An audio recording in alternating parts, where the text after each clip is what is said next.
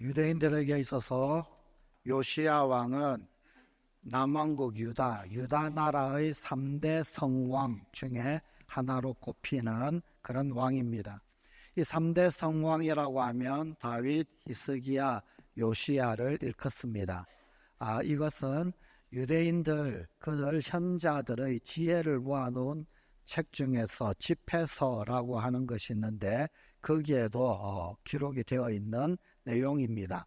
이 집회서는 사실은 성경은 아닙니다.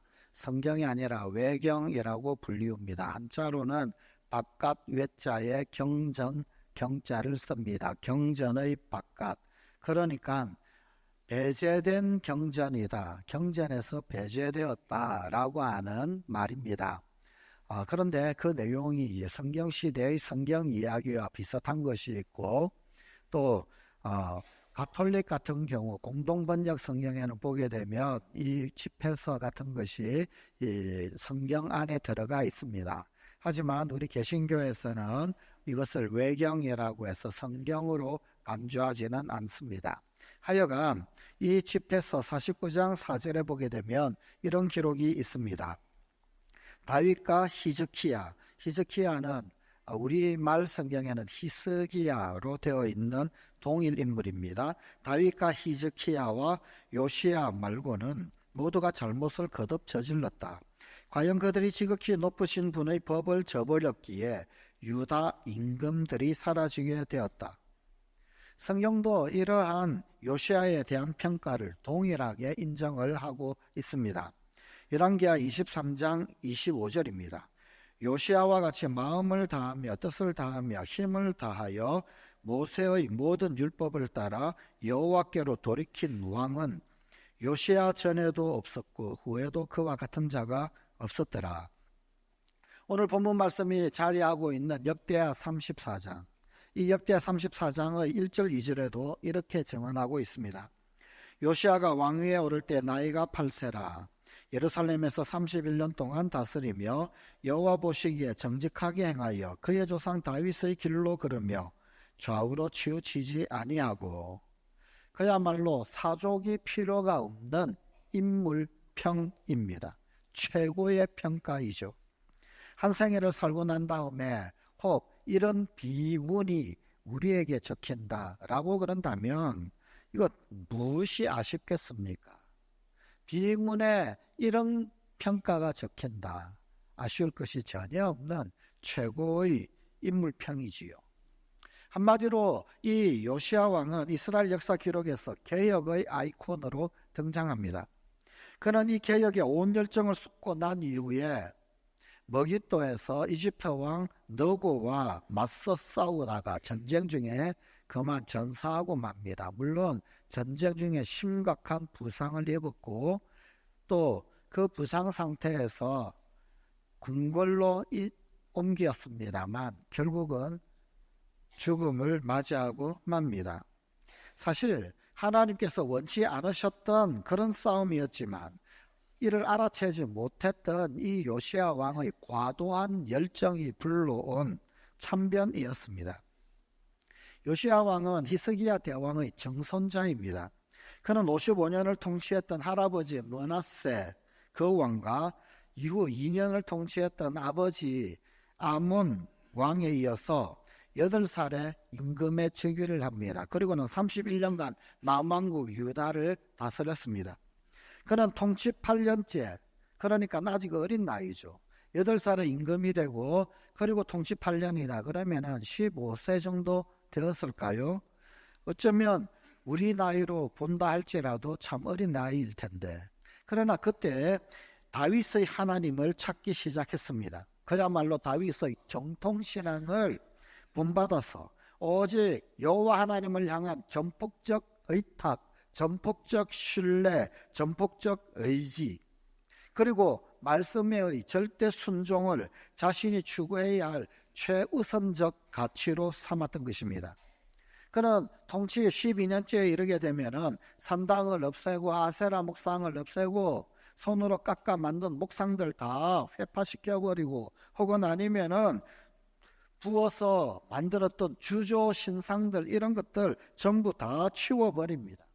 그러면서 유대와 예루살렘을 본격적으로 정화하기 시작을 했습니다. 역대하 34장 3절입니다. 아직도 어렸을 때 곧 왕위에 선지 8년에 그의 조상 다윗의 하나님을 비로소 찾고 제12년에 유다와 예루살렘을 비로소 정결하게 하여 그 산당들과 세라 목상들과 아로 새긴 우상들과 부어 만든 우상들을 제거하여 버리며 이어서 통치 18년째가 되면 그는 그 마무리로 성전 보수 공사에 착수합니다. 그동안 허물어졌던 내팽개쳐져 있던 그 성전을 찾아서 청소를 하고 보수하고 수리해야 할 것 다 수리하는 그런 일들을 감당을 합니다. 그런데 그 과정 가운데서 대제사장 hil기야는 여호와의 성전에서 헌금을 꺼내다가 모세를 통하여 주어진 율법서를 발견을 하게 됩니다. 오늘 본문 14절 말씀입니다. 우리가 여호와의 전에 헌금한 돈을 꺼낼 때 제사장 hil기야가 모세가 전한 여호와의 율법책을 발견을 하고 성전 보수 비용으로 사용하기 위하여서 헌금을 정리하는데 그런데 율법책 두루마리 책이 발견이 된 것입니다. 드디어 발견된 그 성경 두루마리, 그것은 아마도 신명기 원전의 내용, 그것을 담고 있는 두루마리였다. 이것을 다수의 성경학자들은 그렇게 인정을 하고 있습니다. 이 사실은 곧바로 요시야 왕에게 보고가 됩니다. 그리고 이 율법서는 펼쳐져서 요시야 왕 면전에서 하나하나 읽혀집니다. 낭독이 됩니다. 그런데 요시야는 그 율법의 말씀을 낭독 들을 때, 그 말씀이 읽혀질 때 말씀을 듣고 자기 옷을 찢었습니다. 오늘 본문 19절 말씀입니다. 왕이 율법의 말씀을 듣자 곧 자기 옷을 찢더라. 왜 그랬을까요?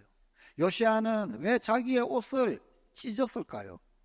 그 율법서, 그것이 신명기 원전의 말씀이라면 더더욱 거기에는 바로 이런 말씀이 그야말로 서슬퍼렇게 포함되어 있었기 때문입니다. 신명기 6장 14절 15절입니다. 너희는 다른 신들 곧 내 사면에 있는 백성의 신들을 따르지 말라. 너희 중에 계신 너희의 하나님 여호와는 질투하시는 하나님이신즉 너희의 하나님 여호와께서 내게 진노하사 너를 지면에서 멸절시키실까 두려워하노라. 요시야 왕은 바로 이 말씀에 비추어서 지금의 나라 꼴이, 현금의, 작금의 이 나라 꼴이 그야말로 엉망진창, 하나님의 진노를 피할 길이 전혀 없다라는 사실을 직감을 합니다.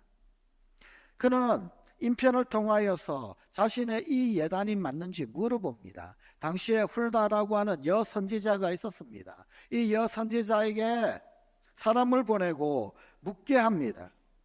훌다 통해서 돌아온 답변은 과연 그 예상대로였었습니다. 열왕기하 22장 15절에서 17절입니다. 훌다가 그들에게 이르되 이스라엘 하나님 여호와의 말씀이 너희는 너희를 내게 보낸 사람에게 말하기를 여호와의 말씀이 내가 이곳과 그 주민에게 재앙을 내리되 곧 유다 왕이 읽은 책의 모든 말대로 하리니 이는 이 백성이 나를 버리고 다른 신에게 분향하며 그들의 손의 모든 행위로 나를 경노하게 하였습니다. 그러므로 내가 이곳을 향하여 내린 진노가 꺼지지 아니하리라 하라 하셨느니라. 하지만 이 요시야에게는 보너스 말씀이 더 주어집니다. 말씀 앞에 겸손한 태도를 보인 이 요시야 왕, 그 자신에게는 일말의 자비가 주어집니다. 그래서 이 심판이 자신의 시대 때 자신의 대에서는 일어나지 않을 것이다 라고 하는 약속입니다. 불행 중 다행. 요시야 왕은 그 뒤 모든 것을 이 발견된 두루마리 성경 말씀대로 통치를 합니다. 그는 그 율법책의 말씀에 감업해서 개혁에 박차를 가합니다.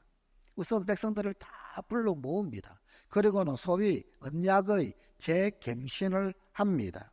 일종의 언약갱신식. 그동안 하나님의 말씀을 모르고 있고 율법책을 발견하지 못해서 그 율법 준행하고 하나님 앞에 약속을 지키지 못하고 살아왔던 그것, 이제부터라도 이제는 이 율법의 약속의 말씀대로 살겠다, 이 율법 약속 지키며 살겠다, 모든 백성들 다 불러 모아 놓고 그렇게 언약 갱신식을 성대하게 치릅니다. 열왕기하 23장 2절 3절입니다. 이에 왕이 여호와의 성전에 올라가며 유다 모든 사람과 예루살렘 주민과 제사장들과 선지자들과 모든 백성이 노소를 막론하고 다 왕과 함께 한지라. 왕이 여호와의 성전 안에서 발견한 언약책의 모든 말씀을 읽어 무리의 귀에 들리고 왕이 단위에 서서 여호와 앞에서 언약을 세우되 마음을 다하고 뜻을 다하여 여호와께 순종하고 그의 계명과 법도와 율례를 지켜 이 책에 기록된 이 언약의 말씀을 이루게 하리라 하며 백성이 다 그 언약을 따르기로 하니라. 이어서 곧바로 신당들을 다 제거해버립니다. 우상을 다 소탕합니다.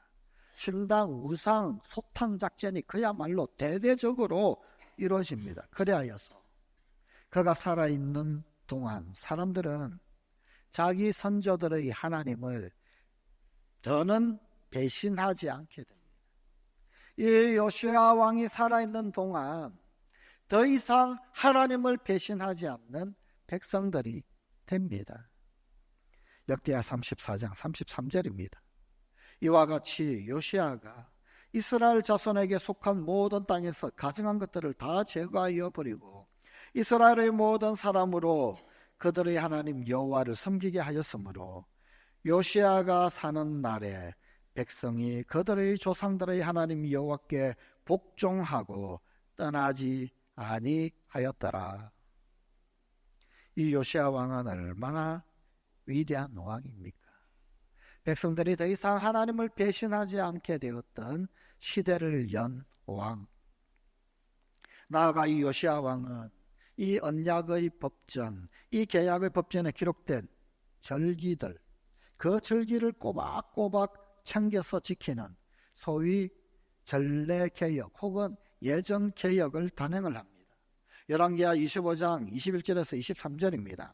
왕이 뭇 백성에게 명령하여 이르되 이 언약책에 기록된 대로 너희의 하나님 여호와를 위하여 유월절을 지키라 하며 사사가 이스라엘을 다스리던 시대부터 이스라엘 여러 왕의 시대와 유다 여러 왕의 시대에 이렇게 유월절을 지킨 일이 없었더니 요시야 왕 18째 해 예루살렘에서 여호와 앞에 이 유월절을 지켰더라. 절기개혁의 그 대표격이 바로 이 유월절 축제, 유월절 절기를 지키는 것이었습니다. 간혹 성경을 읽다 보면 참 씁쓸할 때가 있습니다. 성경을 쭉 읽다 보면 참 안타깝고 미련하고 쓸쓸하기 거지없는 그런 때가 있을 수 있습니다. 그 중에 하나가 바로 이 열왕기하 25장의 말씀이기도 합니다.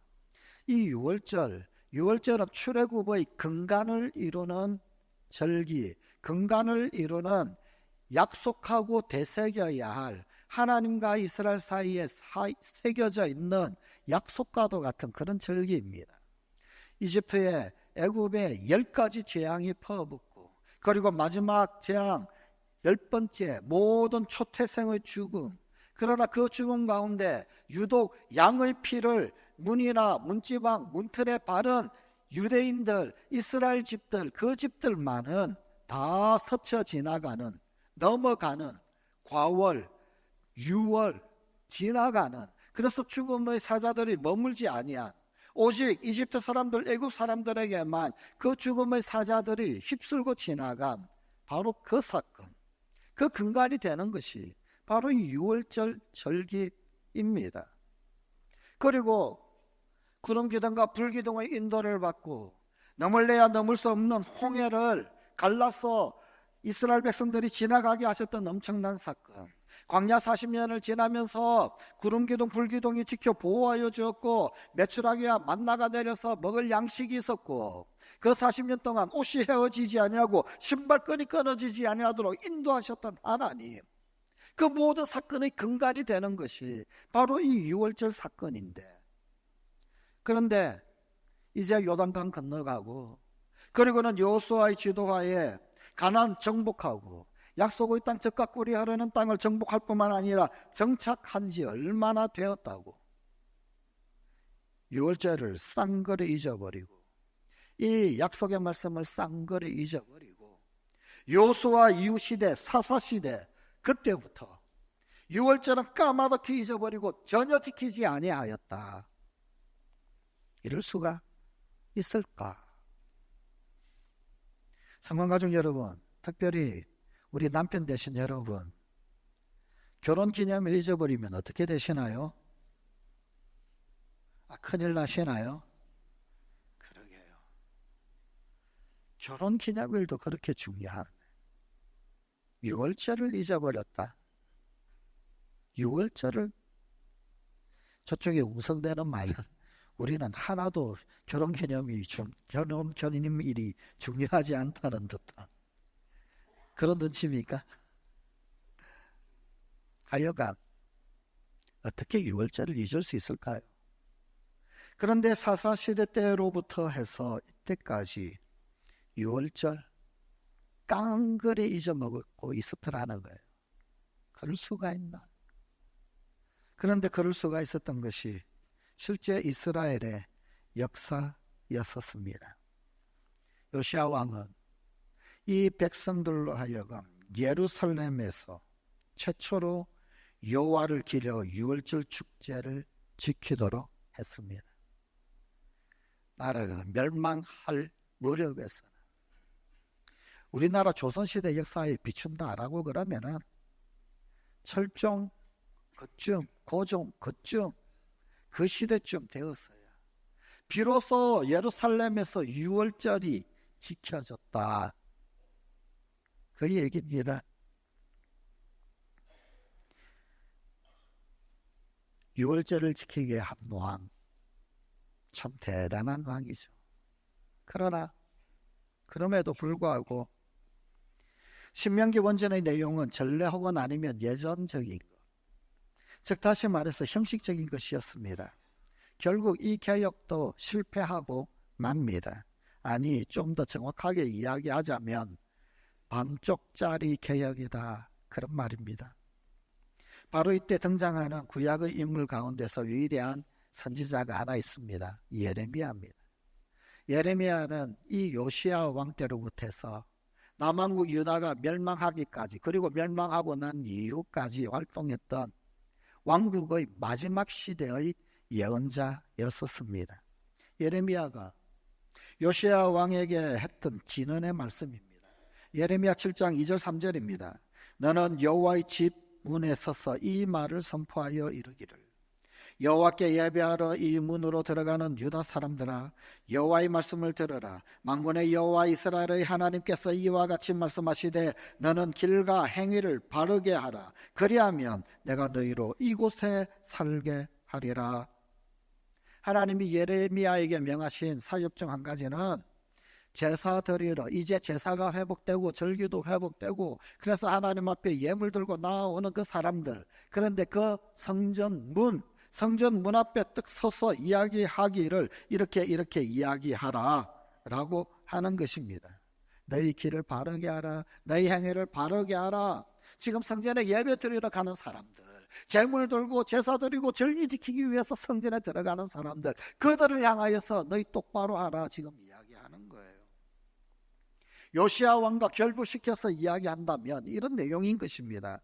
그래가지고는 부족합니다. 못한다는 것은 아닌데요, 잘 하고 계신데, 지금 사람들의 마음이 돌아오도록 왕께서 사람들을 가르쳐야 합니다. 그러니까 회개를 시켜야 합니다. 마음으로 회개하지 않고 예배만 갖다가 잘해보려고 해봐야 아무 소용없습니다. 이런 말입니다. 예레미야는 왜 이런 말을 했을까요? 개혁이 진행되고 있었을 때 이미 소위 기득권자들, 권력자들, 그들은 전례 혹은 예전에 충실했습니다. 약속했으니까 제사 열심히 지내고 절기 열심히 지내고 했습니다. 쉽게 말하면 제사 잘 드렸다, 소잡아다가 바치는 것 잘 했다라는 것입니다. 그러나 기득권자들은 백성을 착취하는 것은 변하지 않았습니다. 발견한 신명기 원전 혹은 이 율법책에는 전례, 절기에 대한 그런 내용만 있지 정의에 대한 내용은 없었던 것입니다. 그래서 예레미야는 내적인 개혁이 중요합니다. 이것도 중요한 것입니다. 내적 개혁이 같이 있어야 합니다. 지금 그렇게 외쳤던 것입니다. 성관가족 여러분, 오늘날도 마찬가지입니다. 교회에서 열심히 너희들 잘 하시는 것입니다. 하지만 전례 혹은 예전적인 것 그것만 열심히고 주일만 열심히 참여한다고 다 되는 것은 아닙니다. 내적으로 질적으로 삶이 따라가야 합니다. 그때 좋은 일이 일어납니다. 이전에 율법서를 발견했을 때 요시야 왕은 율법서 낭독을 듣고 그의 옷을 찢었습니다. 옷만 찢었겠습니까? 사실은 그 마음을 찢었습니다. 옷을 찢은 것은 분명 기도였습니다. 백성들을 위한 통회와 탄원이었습니다. 이는 그야말로 절망의 바닥에서 외쳐진 미련의 절규였습니다. 그 절망이 얼마나 컸을지는 그 동시대의 예언자였던 예레미야가 전한 말씀이 간접적으로 일러줍니다. 예레미야 11장 11절부터 14절입니다. 그러므로 나 여호와가 이와 같이 말하노라. 보라, 내가 재앙을 그들에게 내리리니 그들이 피할 수 없을 것이라. 그들이 내게 부르짖을지라도 내가 듣지 아니할 것인즉 유다 성읍들과 예루살렘 주민이 그 분향하는 신들에게 가서 부르짖을지라도 그 신들이 그 고난 가운데서 절대로 그들을 구원하지 못하리라. 유다야, 내 신들이 내 성읍의 수와 같도다. 너희가 예루살렘 거리의 수대로 그 수치스러운 물건의 제단 곧 바알에게 분향하는 제단을 쌓았도다. 그러므로 너는 이 백성을 위하여 기도하지 말라. 그들을 위하여 부르짖거나 구하지 말라. 그들의 그 고난으로 말미암아 내게 부르짖을지라도 내가 그들에게서 듣지 아니하리라. 예레미야, 너 나에게 더 이상 기도하지 마. 이 백성 위해서 기도하지 마. 나라 위해서 기도하지 마. 기도해도 내가 듣지 않을 거야. 정말로 고난이 닥쳐와서 백성들이 부르짖는다 할지라도 내가 듣지 아니하겠노라. 이 말씀을 들은 요시야 왕 어땠을까요? 요시야 왕이 이 말을 듣지 못했을까요? 만약 그 말을 듣지 못했다라고 한다면 이는 직무유기입니다. 몰랐을 리 없는 요시야, 이 엄청난 말씀을 전해들은 요시야, 그는 뭐라도 해야 했습니다. 기도하지 마, 듣지 않겠다. 그러나 그럼에도 불구하고 그는 무슨 기도라도 바쳐야 했습니다. 그 무엇이라도 내어드려야 했습니다. 그 한순간 그가 바쳤을 기도 소리, 옷을 찢으면서 바쳤을 그 기도 소리, 그 편린들은 여전히 남아서 오늘 우리의 기도가 되어야 합니다. 전언으로만 듣고 어쩌면 사무치게 허무해왔던 그 두루마리의 말씀들, 그러나 그 말씀의 낭독은 참으로 충격이었습니다. 들을수록 축복이 거꾸러져 재앙이 되었음을 알았습니다. 요시야의 아버지 아몬의 2년, 아버지의 아버지 므낫세의 55년 그간의 구역질 나는 우상놀이들, 폐륜들, 그것들이 아버지의 아버지 히스기야 대왕의 태산 같은 치적을 모래성처럼 허물어 버렸습니다. 마을마다 고을마다 굿당 거리마다 우상 행색마다 변질자의 꼬라지니 코앞에 닥친 파국과 내 나라의 수모 어찌 피하고 멸할 수 있겠습니까? 울어도 안 되고 어떻게 울어야 할까? 아이고 응응 흑흑, 도대체 어떻게 울어야 그 노여움을 돌릴 수 있을까요? 히스기야의 하나님, 다윗의 하나님께 그렇게 요시야는 가슴을 찢었던 것입니다. 그랬더니 히스기야의 하나님, 다윗의 하나님께서 하늘을 찢으시고 유예의 은혜를 주셨습니다. 천만다행으로 응답이 내려왔습니다. 역대하서 34장 28절입니다. 내가 이곳과 그 주민에게 내리는 모든 재앙을 내가 눈으로 보지 못하리라. 이미 심판이 선고되었지만 심판의 이후에 네가 그 심판 보지 못할 것이다. 네 때에는 심판이 이루어지지 아니할 것이다. 이 요시야 그 다음 여호야긴, 여호아스, 시드기야 왕, 그들이 여호야김이 하나님 앞에 옷을 찢었더라면, 마음을 찢었더라면, 여호야긴이 옷을 찢었더라면, 여호아스가 마음을 찢었더라면, 시드기야가 눈알을 뽑히면서 바벨론으로 끌려갔을까요? 아마 하나님 동일하게 말씀하지 아니하셨을까요? 요시야에게 응답하셨던 그 말씀, 여호야김에게도 내가 이곳과 그 주민에게 내리는 모든 재앙을 내가 눈으로 보지 못하리라. 여호야긴에게도 야, 너 때에는 그만할게 하지 않겠어. 여호아스에게도 아니, 너희는 이 심판을 보지 않게 될 거야. 사랑하는 성관가족 여러분, 요시야의 아버지의 아버지의 아버지 히스기야가 했던 것처럼 찬란한 치적보다 면벽 기도를 드립시다. 요시야가 했던 것처럼 하나님 앞에 옷을 찢어야 합니다. 아니, 마음을 찢는 성관가족이 되십시다. 우리의 예배가, 우리의 찬송이, 우리의 기도가 반쪽짜리가 되지 맙시다. 삶의 예배, 삶의 찬송, 삶의 기도를 드리는 성관가족이 됩시다. 기도하시겠습니다. 아버지 하나님, 찬란한 치적보다 면벽 기도를 드릴 줄 아는, 또한 반쪽짜리 예배 찬송 기도가 아니라 온전한 삶의 예배, 삶의 찬송, 삶의 기도를 드리는 이 나라, 이 백성, 이 민족, 이 땅의 교회들, 특별히 우리 춘천 성관 가족들 되게 하여 주시옵소서. 우리 주 예수님 이름으로 기도드리옵나이다. 아멘.